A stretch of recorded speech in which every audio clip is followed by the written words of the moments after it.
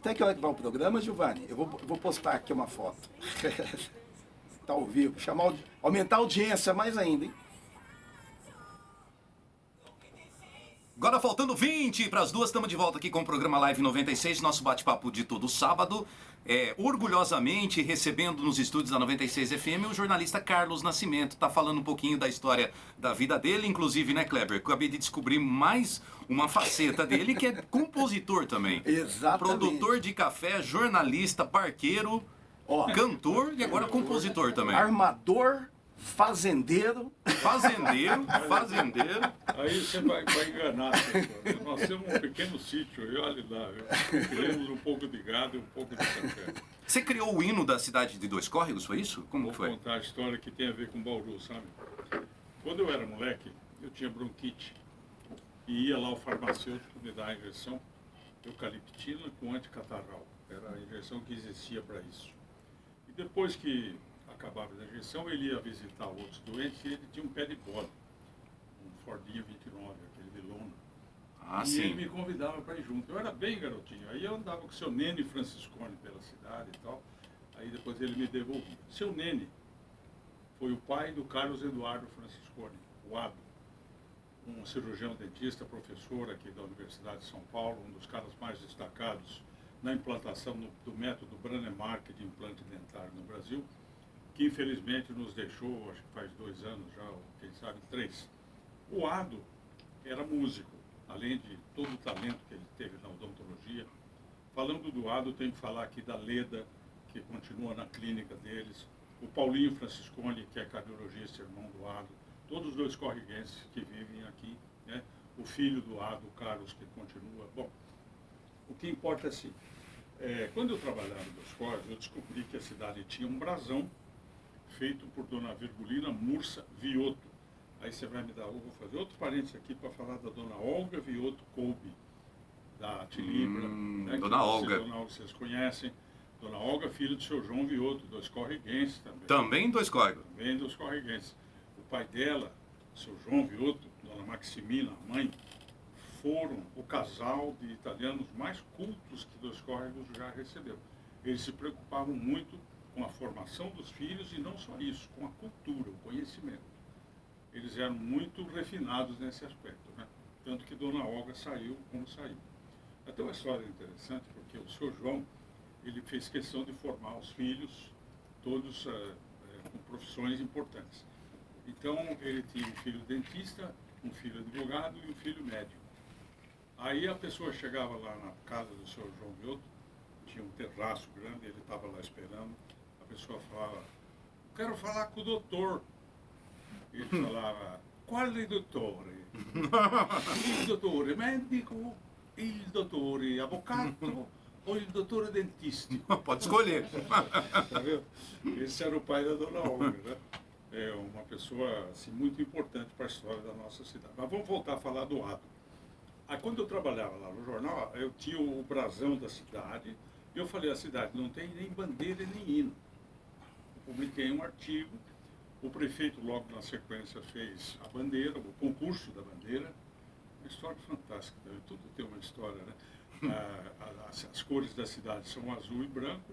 Ganhou o cara que fez a bandeira mais simples, 2 faixas azuis, uma faixa branca, o brasão no meio é hoje a bandeira oficial de Dois Córregos. Até hoje. E uma turma, que eram colegas meus, né, mais avançados, eles falaram, não, nós vamos fazer uma bandeira vermelha. Eu falei, vocês estão loucos, em plena ditadura, vocês acham que vão aprovar uma bandeira vermelha? Claro que não, né? Bom, e o hino foi ficando para trás. Aí um dia o Ado, e eu falei, eu encontrei o Ado Franciscone, eu falei, Ado, se um dia tiver um hino aqui, eu queria muito que você fizesse a música e eu vou fazer a letra. Um dia ele me ligou e falou, Carlos, olha, o hino foi lançado o concurso, vamos nos inscrever e tal. Ele falou, vamos. Mas e como é que nós vamos fazer para compor? Eu falei, não, eu faço a letra, mando para você, você faz a música. Aí eu compus o hino, mandei para ele, ele musicou e a gente ganhou o concurso. Fomos impugnados, porque eu falava de uma personagem de Dois Córregos que foi contestada. Diziam que, sempre nós dissemos, a terra de Inhaeva. Inhaeva era uma ama de leite, e uma negra, querida na cidade e tal. Aí quando eu coloquei o nome dela no hino, houve lá, não vou me estender, não foi questão de racismo, nada disso, mas Na verdade, a construção do verso fazia parecer que a cidade, nós todos havíamos recebido um rico legado da Inha Eva. Mas não, era o legado da terra da Inha Eva. Mas enfim, aí Ado me ligou e falou, tem que mudar o hino. Eu falei, Fazer uma adaptação aí. não vou mudar nada, o hino está correto. Ele falou, não, além do que está comprido demais, ninguém vai saber cantar. Eu falei, o comprimento, o tamanho, eu concordo, mas tirar a Inha Eva do hino eu não vou. Aí ele falou, nós vamos perder, vai ganhar o segundo colocado. Eu falei, então vamos chamar uma terceira pessoa, um colega nosso, o Euser Gael Tabas, que é o maior poeta do história. O Euser fez a correção que tinha que fazer e passou a fazer parte também dos autores do hino. Então somos 3. A letra minha, com participação do Euser, e o Ado, que fez a música. Que fez a música. É, tá. Que ano que foi isso, Carlos? Isso foi ali por 77, 78, talvez começo dos anos 80. Que história, hein, Kleber? Olha, Eu estava fazendo uma pesquisa no YouTube essa semana, eu fiquei sabendo de uma história do Carlos, que ele escreveu uma matéria no jornal de um macumbeiro que andava pelado em cima de um cavalo. Eu falei, meu Deus do céu, isso existe? Como é que é essa história aqui, ó, o delegado chamou você na delegacia, né, Carlos? Não foi no jornal, foi na rádio. Ah, foi na rádio isso, né? Verdade. Eu sempre quis fazer jornalismo, né? Mas eu era menor de idade. E mesmo assim eu consegui fazer um programa, na hora do almoço, chamava-se Posto de Escuta, que era uma cópia de uma coluna da revista Manchete, né? Naquela época eu achava normal, depois eu falei, que coisa feia. Mas mudou para A Cidade é Notícia. Então, um belo dia, o assistente transmissor nosso ficava na torre da rádio, morava na Vila São Pedro, São Sebastião, nos arredores da cidade, e falou, olha, é o seguinte, uma senhora que é dona do barzinho lá veio me contar que toda noite um sujeito macumbeiro sai pelado, montado num cavalo e sai pela rua. E os moradores estão revoltados e a polícia não faz nada. Eu falei, não me diga, eu não vou nem falar o nome do cara aqui, porque pode ter os parentes que não interessa. Aí eu fiz uma entrevista, peguei o gravador da rádio, fui lá, entrevistei a mulher do bar, ela confirmou a história, né? Aí eu sabia que aquilo lá ia dar rolo porque ela falava mal da polícia. Mas não, ela criticava, né? A inação da polícia, normal. Mas na época da ditadura isso não era normal. Bom, aí eu peguei um papel e datilografei. Eu, fulano de tal, me responsabilizo por todas as informações que vão ser veiculadas pelo Carlos Alberto na rádio. Fulano de Foi tal. a sorte ter feito esse papel. Ela assinou. Bom, aí eu guardei no bolso, fui lá, fiz a reportagem, saiu no ar, né? Aí à tarde eu estou na aula de Química. A única coisa boa foi isso, que eu saí da aula de Química. Bateram na porta, eram 2 investigadores de polícia. Eu tinha 16 anos. Aí o diretor do colégio, o seu Rubens, né, falou, Carlos, vieram aqui buscar você para ir para a delegacia, mas eu vou junto, pode ficar sossegado. Eu falei, só me faltava eu ficar preso. Aí toda a classe ficou assustada, eu fui. Aí o delegado chegou e falou, como é que você fala na rádio que a polícia não faz nada, você é menor de idade, você nem podia estar falando na rádio, quanto mais isso, e não sei o quê, porque eu vou fazer isso, eu vou fazer aquilo, Eu falei, olha doutor, tudo bem, o senhor tem razão em tudo que o senhor falou, só que não fui eu que falei isso, quem falou foi a testemunha. Mas olha, eu vou te dar esse papel aqui, eu estou aqui, ela assume toda a responsabilidade. Pode até não ter valor legal, mas isso prova a minha boa intenção, que eu não estou mentindo no que eu falei, né? O delegado me olhou e cara feia, falou, moleque. Mas foi esperto, hein, esse homem, não? Isso realmente aconteceu. Ó, vamos dar uma passadinha nas mensagens dos ouvintes aqui. Ó. Tem uma ouvinte aqui que mandou uma mensagem dizendo o seguinte: outro dia eu vi o Carlos Nascimento lá no Világio Mall. Falei que era ele. Aí as pessoas que estavam comigo não acreditaram. Aí eu pedi pro garçonete perguntar se era ele. Aconteceu isso mesmo? Você foi no Világio Mall? Fui. Olha lá, era verdade mesmo. Olha lá, Alessandra. Afonso. Isso. Olha lá. Eu fui lá. Alessandra Franco. Fala aí, Eu Alessandra. com a minha mulher. Era ele mesmo, viu? Era o cara mesmo. Pergunta pro senhor Carlos se ele conhece o senhor Sagioro, ótica e grande figura de Dois Córregos. Valdemar Sagioro. É uma história ótima essa aí. Outro dia, esse óculos que eu estou aqui, custou uma fortuna em São Paulo, comprei numa ótica. Um belo dia, caiu um braço aqui de uma perna do óculos, né? E eu aqui, eu falei, eu vou levar onde? Eu vou no Valdemar da ótica, né? Aí fui lá, ele chamou uma moça que o auxilia até hoje. Ela, a moça falou, vou fazer um concerto à moda 2 cordas, mas não sei se vai, nunca vai cair.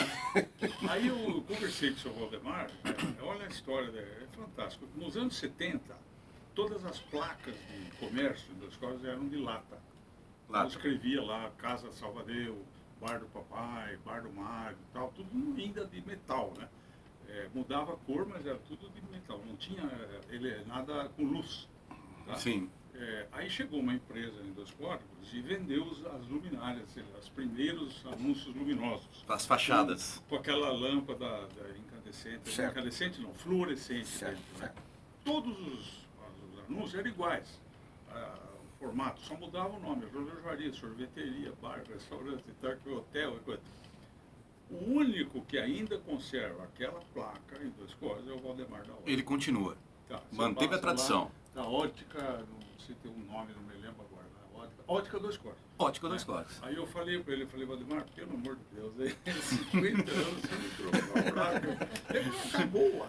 Tá funcionando, tá boa ainda. Não tá enferrujada ainda, né? O Thiago Soares está mandando uma pergunta pra gente. Qual que foi o ápice da sua carreira, segundo a sua opinião, Carlos? Olha, eu nunca procurei isso, nunca busquei esse dia, então eu não sei dizer qual foi. Eu procurei sempre evoluir profissionalmente. Eu nunca disputei prêmios, eu nunca quis ser o primeiro, nunca. Eu só procurei fazer o correto, né? Então eu ganhei vários prêmios importantes na carreira. Quando teve o episódio do Tancredo Neves, eu fui uma das pessoas... Essa é uma história que pouca gente sabe. Quando acabou o episódio do Tancredo, um dia eu cheguei na Globo de manhã, fazer o Bom Dia São Paulo, aí o cara nervoso falou, o Berico Souza Cruz era o diretor de jornalismo do Rio. O Berico está atrás de você desde cedo. Eu falei, que desde cedo? Agora são 5 horas da manhã. Ele falou, ele Virou a começou a noite. ligar aqui, era 1h da manhã. Né? Eu disse, bom, vou ligar, liguei, falei, o que está acontecendo? Ele falou, não, o presidente Sarney quer que você seja o assessor de imprensa dele, secretário de imprensa do Palácio do Planalto e tal. Eu falei, ele quer porque eu fiquei um cara conhecido e famoso no noticiário do Tancredo, vai ser muito bom para ele como político e tal. Certo. Falei, eu respeito o presidente e tudo, mas eu não vou ser assessor de imprensa, eu não o conheço o bastante para ser um secretário de imprensa. De repente ele acha que eu sou uma coisa que eu sou e eu também posso achar que ele é uma coisa que ele não vai dar certo, né? Então, assim, foi o momento de maior prestígio, vamos dizer assim, que eu tive profissional. Agora, fora isso, eu recebi vários prêmios, então é difícil dizer o dia, a hora que foi o momento mais importante, né? Mas eu, enfim, procurei ao longo da minha profissão, desde a Rádio de Dois Córregos, até o último lugar que eu trabalhei, que foi o SBT, a fazer a coisa certa. Isso deu resultado durante 50 anos. Muita gente está perguntando aqui como que é trabalhar com o Silvio Santos. Conta como foi o seu primeiro contato com o Silvio, até o último contato que você teve com ele, Carlos. Como chama aquele seu amigo que trabalhava na Veja? Ricardo Valadares. Ricardo Valadares escrevia uma coluna de televisão. A coluna não, ele era o cara de televisão da revista dele, né? Um dia ele me ligou e falou, o Silvio Santos está querendo contratar você. Eu falei, o que é isso? Não, olha, ele vai ligar para você. Eu falei, eu não vou acreditar, não acredito. Ele falou, não, eu dei o seu telefone para ele. Aí um belo dia eu estou lá, coisa, toco o telefone, ô Nascimento, aqui é o Silvio Santos, viu, Nascimento? Eu queria falar com você. Eu falei, meu Deus, é mesmo. E era verdade mesmo. Eu já achei que era alguém. Sou O trote, Eu falei, será que é verdade? E, você vai à minha casa à noite, eu te espero lá às 7 horas da noite, assim. Eu moro em tal lugar. Eu falei, tá bom. E era ele, claro. Então começou a minha relação com ele dessa forma. O Silvio é uma pessoa difícil, não é uma pessoa fácil, é um cara super exigente. Eu sinto até que a televisão que ele fez é muito aquém daquilo que ele poderia fazer e que ele gostaria. Ele poderia fazer coisas muito mais de cabeça dele.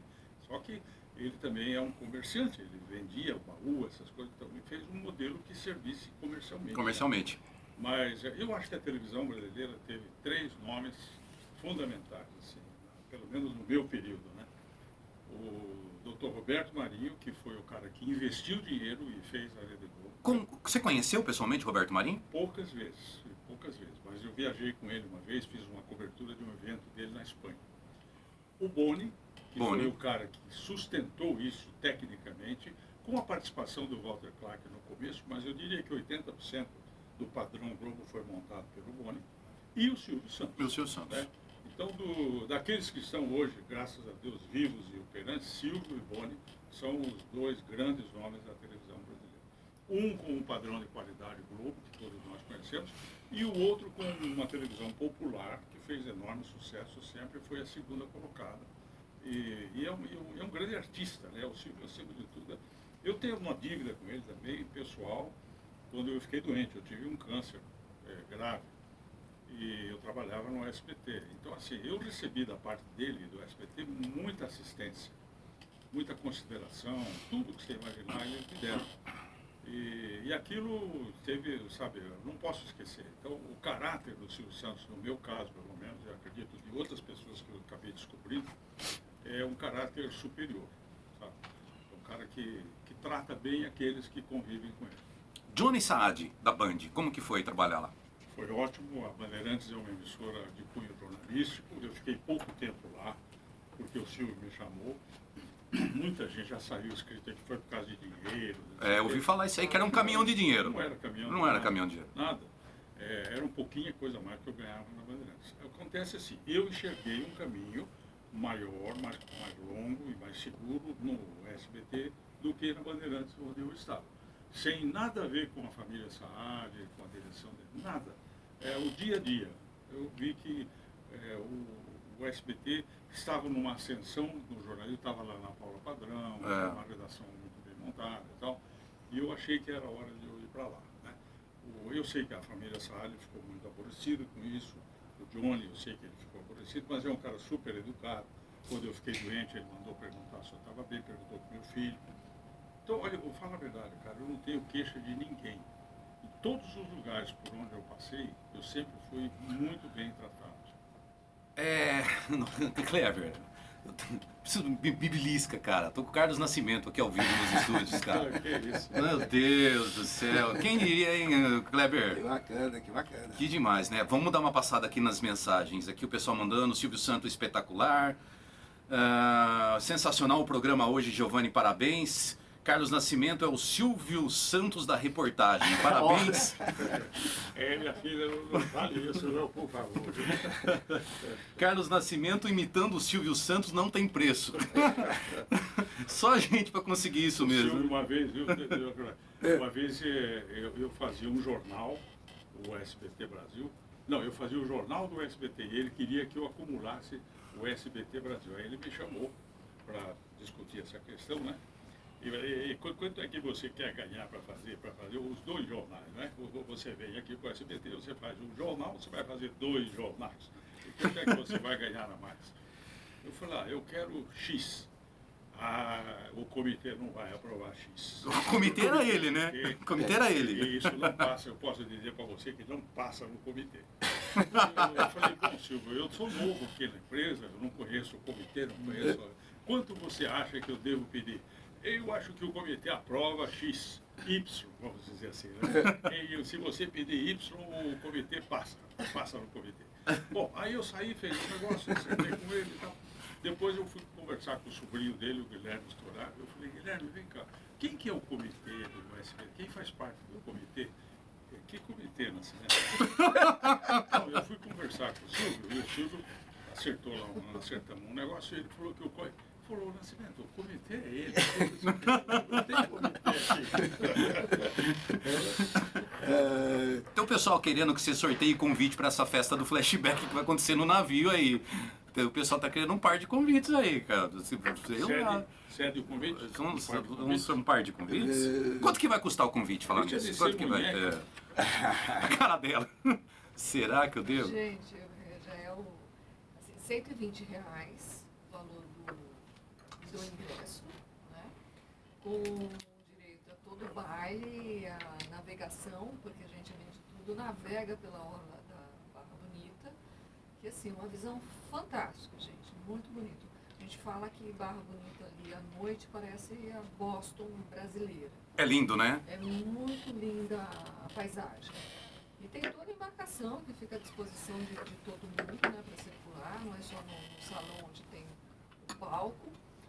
Tem uma banda ao vivo, E aí, nesse valor de R$120, bebidas e porções à parte. Mas- Eu queria saber se você vai Porque fazer não um faz sorteio. Você está com uma conversa aí que não tem nada a ver. Ô, Carlos, ela é o financeiro, então? Você viu O por que negócio ela vai todo? dar certo como empresária? Ela vai dar certo como empresária. Olha, gente, eu preciso consultar o comitê. O comitê. Não, ó, vamos fazer uma coisa Comitê. que faz aqui. Vamos fazer um sorteio para 2 pessoas. Legal, bacana. Flash, a noite do flashback. Noite do flashback. Tá bom, eu deixo por conta. O comitê aí do paga. Giovanni. O comitê paga. O comitê aí, o Nascimento faz parte do comitê e ele A vai... gente vai Aí o anunciar comitê no depois me Instagram. reembolsa. Valendo uma foto junto com o Carlos Nascimento também. Vai estar lá, né, Carlos? Vai no dia, né? Vai estar lá, né? Então valendo Tá bom, eu vou cobrar R$120 por foto. por foto. Boa, é boa. Aí troca, né? Você ganha um convite e paga 120 na foto, né? Na foto. Ixi, é o pessoal mandando mensagem aqui já, então. Ó, sorteio daqui a pouquinho, então, um par de convites pra festa do Flashback em Balos e sábado à A noite. gente não vai fazer agora o sorteio, mas a gente Ah. vai fazer com você, tá? Tá. Não, a gente pode fazer uma semana antes do evento. Que dia que vai ser? É um sábado o evento? Uma É. sexta? 1º de julho é um sábado à noite. Então, a gente faz no sábado à tarde, durante o programa. Pode ser. Perfeito. Legal. No dia, Eu bom, te né? mando direitinho e tal. Isso, beleza. Não, eu acho que antes. Porque quem quiser ir, depois compra o ingresso para ir, não é? Então, Não entendi. agora você... Não, tá bom, vamos lá. Deixa com você. Ou você quer o comitê aí, a gente só Não, manda, vamos lá, só faz o que você tá depende de mandando. vocês. Tá Porque se topado, for fechado. alguém da região, Tem o que baile se é no programar sábado também, à né? noite, Precisa programar. Talvez um fim de semana antes, é possível. Pode A pessoa ser. se programar, Sábado né? anterior, tá bom? Sábado que vem. Pronto, aí dá tempo da pessoa ir, né? Cuidar da... chegar lá. Verdade, boa. Agora, quem não for sorteado, não fique triste. Vai lá que vocês vão dançar muito, Legal. vão se Olha, onde divertir. eu... E a roupa tem que ir, o Não, traje, não Mas se necessariamente. quiser, Tá. se quiser ir, né? Uhum. É uma coisa bacana. E só para as pessoas entenderem, né, o que está acontecendo. O navio Homero é um barco bem diferente daqueles barcos tradicionais de Barra Bonita que vão para a Cruz. Todo mundo já fez aquele passeio, eu muitas vezes, né? Nós somos um barco diferente. É um barco com ar-condicionado, com acabamento em madeira, com uma cozinha, com um chefe. É um barco Uma padrão estrutura para europeu. eventos corporativos, Aí uma festa como essa, que horas vai ser essa festa? a partir das 8. 8 da noite. É um sábado, é um baile, na verdade. Um baile. Né? Então o que acontece? Uma hora antes começa o embarque, as pessoas chegam, às 8 horas tem o zarpe, o navio sai, ele dá uma volta ali perto do porto onde nós estamos e depois se encaminha para a orla. Porque à noite, para ficar legal, você não pode navegar no Rio Tietê, no curso de Pederneiras, por exemplo, só tem árvore, não tem nada, tudo escuro. Então a gente fica na orla iluminada, ali entre Barra e Igaraçu.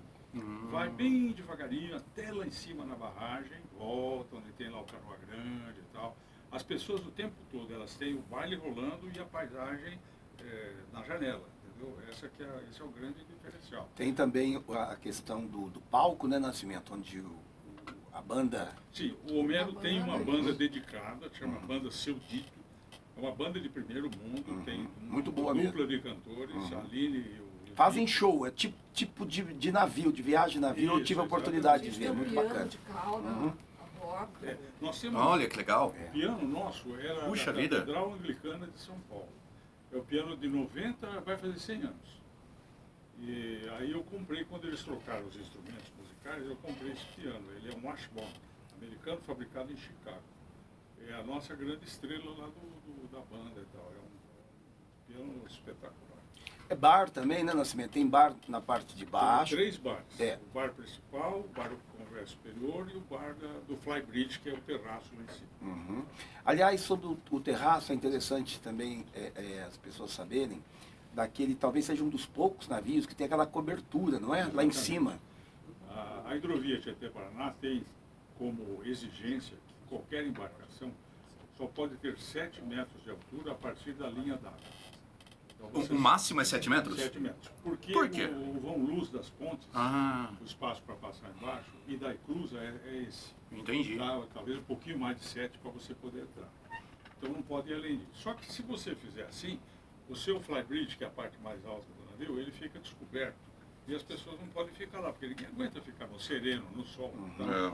Então nós fizemos um teto retrátil que ele sobe e desce. Ah, É muito bacana. Quando eu estou fora da ponte da Cruz, eu subo. Então a pessoa senta lá, toma um uísque, tem um sofá gostoso, muito legal. Quando Legal. nós vamos fazer, por exemplo, a ponte de Pederneiras aqui, que a gente passa sempre a ferroviária, um pouquinho antes, avisa, o pessoal sai, baixa o teto, faz o que tem que fazer e depois volta. Tá? você lembra como que a inauguração do navio, como que foi, a emoção, o que você sentiu quando o comandante chegou e falou assim, ó, tá pronto, só dá a partida aqui e sair navegando. Você fez sozinho, vocês fizeram sozinhos esse passeio, como que foi feito a primeira navegação com o navio, Homero? Foi um sofrimento para nós por causa da Covid. Ah, A gente na época marcou da a Covid. data, convidei o Kleber foi com a Ana, a mulher dele, mas 90% dos meus convidados não puderam levar a mulher ou o marido. Porque eu não podia. A área que eu tinha, por causa da Covid, ainda era dividida mesa por mesa, lembra? Sim. Numa mesa de 4 sentavam 2. Então eu Verdade. fiquei baleado, né? E eu falei, dane-se, eu vou inaugurar assim mesmo, não adianta. Aí o cara fala, eu posso levar, não pode. Aí um monte de gente ficou brava comigo, até hoje. Mas não é... Não tinha como, né? Aí quando marcou, vamos inaugurar às 7 horas da noite, da véspera, o João Dória, o governador, tirou a exigência da ele falou, Agora não dá mais. Entendeu? Mas foi muito legal, foi bacana. O capitão dos portos esteve presente, a minha família, os meus amigos. Então foi bem, os vereadores, o prefeito da Barra e tal, foi uma cerimônia bacana. Nós tocamos o Cisne Branco, o hino da Marinha o tempo todo. Foi muito agradável. Uma ouvinte aqui, a Rosane Coutinho, está perguntando se vocês dois, vou perguntar para vocês dois, tá? Kleber também, se vocês cobriram a inauguração das Nações Unidas quando explodiu. Não, eu não. Não faz tempo isso, né? O Nascimento acho que sim. Você sim. Vou contar? Poxa vida. Trabalhava na Rádio Nacional, que era da TV Globo, e o Geisel veio aqui para fazer a visita da manhã e depois ele iria para Jaú inaugurar a estação rodoviária. Aí me perguntou, eu não era repórter da rádio, eu era o locutor do Globo no Ar, né, que fazia o noticiário. Globo no ar. Globo no ar. Aí eu falei, não, mas como é Jaú, Bauru, minha terra, então, eu vou. Aí nós chegamos aqui, a Rádio Nacional tinha um Fusquinha azul, escrito Rede Globo bem pequenininho, porque era da Globo, né, mas Rádio Nacional Excelsior e tal, uma coisica. Aí o Geisel desceu aqui no aeroporto antigo de Bauru, né, no aeroporto menor, não existia o outro lá grande, e a comitiva veio acho que já era Nações, não sei, veio para o centro da cidade no Automóvel Clube, ali na Praça Rui Barbosa. Certo. Então veio o carro do presidente, a polícia, toda aquela escolta, a imprensa, as televisões, tudo perto, né? E o povo, né? Depois eram carros comuns. E o nosso carrinho ficou no fim da fila. Porque seu Assis era o motorista lá comigo. Aí seu Assis falou, vamos encaixar aqui, vamos, né, seu Assis? Agora o senhor já deixou embora o principal, mas tudo bem. Cara, você acredita que quando as pessoas viam o carro da Globo, o Fusquinha, aquele globinho piquitico que tinha naquela época, todo mundo levantava e batia a palma. Verdade. O prestígio que a Globo tem. Verdade. Aí nós fomos lá no Automóvel Clube, o Geisel visitou, teve um sósia dele aqui de Bauru, que apareceu lá, que foi apresentado. Aí nós saímos para Jaú, que era o próximo compromisso, e subimos pelas Nações, né? O presidente Geisel, a comitiva, e nós com o Fusquinha sempre na rabeira. E dali a pouco, me avisam de São Paulo, aliás, eu não sei como que eu recebia, porque não tinha celular, não tinha nada, eu sei que ficamos sabendo que o Geisel acabou de passar, explodiu a Avenida das Nações. Bum, e tal. E foi uma explosão grande. Mas você não chegou a ver a explosão? Eu não vi a explosão. Não viu a explosão. Mas eu estava na cobertura do acontecimento. Aí o Geisel indo para Jaú e eu fiquei morrendo de... Eu sabia o que eu fazia. Se eu continuava atrás do presidente, eu voltava aqui para fazer. Aí descobrimos que não tinha mortos nem feridos. Então eu falei, não, eu vou continuar a cobertura lá em Jaú. Depois, se for o caso, eu volto aqui.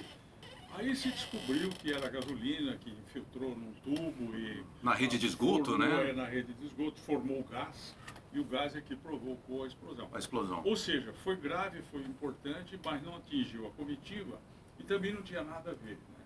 Então, por isso que não voltei. Aí a imprensa cobriu no dia seguinte, na lógica que não faltou gente que associasse, era um atentado. Um atentado, né? Sei lá. Muita gente pensou nisso, né, na época, né? Claro que eu Boa tarde, Giovanni. Estou aqui escutando o programa. Seria uma honra